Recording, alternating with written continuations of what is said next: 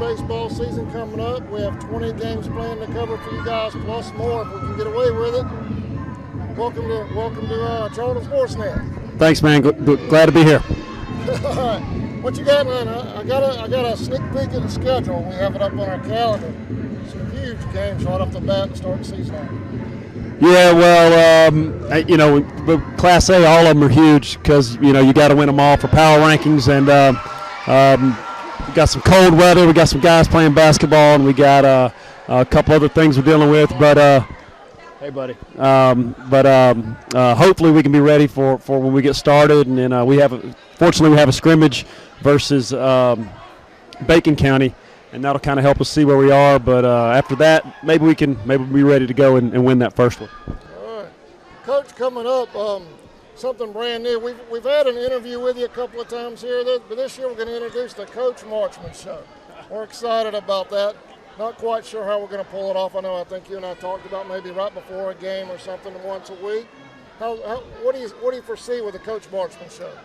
Well, I appreciate you asking me to do that, and I feel like it's a good opportunity to talk about some of our players and some of our opponents. We have some good ones in our region, and just a good opportunity to give exposure to not only our baseball program but our region as well, because our region has represented the playoffs pretty well the past several years. So, I just think it's a chance for people who want to know more about our players and what's going on with our team. It's a good opportunity to tell them that. So we haven't really decided when exactly we're going to do it. It probably won't be before a game, but maybe the day before we play a game, especially the day before a big region game or something like that. So I'm looking forward to it, and I appreciate the opportunity. All right, Coach. I noticed on the schedule, the power rankings are always a big thing with Class A. I noticed you have some Savannah Christian, some others, big schools, private schools, to help out with the rankings. Well, we're not playing Savannah Christian this year, but we do have teams that are going to be substantial in the power rankings. Like I said, last year 4 teams from our region made the state playoffs. So, there's points in our region. We're also playing a team like Commerce, who's actually – we're preseason number 5 in the state, I think, according to Georgia Dugout Club Preview Magazine, and they're ranked in front of us. So that's going to be a tough one. And you know what? The truth of the matter is in single A with the power rankings, they're all tough because it's very important to win every game you can, and there's just not a lot of room to breathe. So we're going to treat them all like they're in the top 10. Coach, I know that Commerce game you mentioned, Pork Chop Saturday, that's like a tradition around here, isn't it? The pork chop sandwich Saturday is a good day for me because I love those pork chop sandwiches, and it seems that a lot of other people do too. It's a good fundraiser, a good chance to come out and watch a lot of baseball because we'll have a middle school game that day, 2 varsity games that day, and then possibly even another game that day. So it's just a full day of baseball and a chance to eat some good food as well. Key players coming back. Anybody the fans can look for this year stepping up to fill the roles people have vacated last year? Well, we lost 5 seniors last year, 10 seniors year before that. So we've lost a lot of people. We coming into tryouts, we didn't have a senior on the roster that was returning from last year's team. We have Andrew Chesser, who was injured his entire junior year, who is a senior on the team now, and we're looking forward to big things from him. But he didn't play at all last year because he was hurt. And Austin Knowles had a great season last year, especially on the mound. So we expect him to do some good things for us.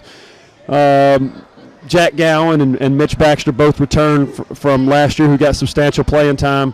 And we have several other sophomores, several of them.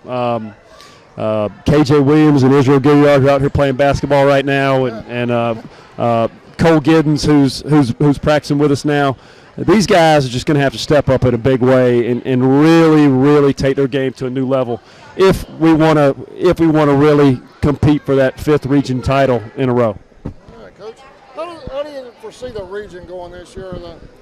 last year we were pretty much on top in the region. Are there some teams in the region stepping up, or do we kind of expect more like? Well, we were on top, but in the end, it was like Atkinson County closed the gap on us. They beat us that last region game of the season, and that was a really good team. They ended up going a step farther than us in the state playoffs as well. Fortunately for us, unfortunately for them, Atkinson is the team who lost the most from last year. It seems like everybody else returns most of their key components. So to answer your question, it's going to be tougher for us. I mean, there's no question about it. It's going to be tougher for us. So we just got to get better fast, play better when we have the opportunity, and we just every game becomes a big game.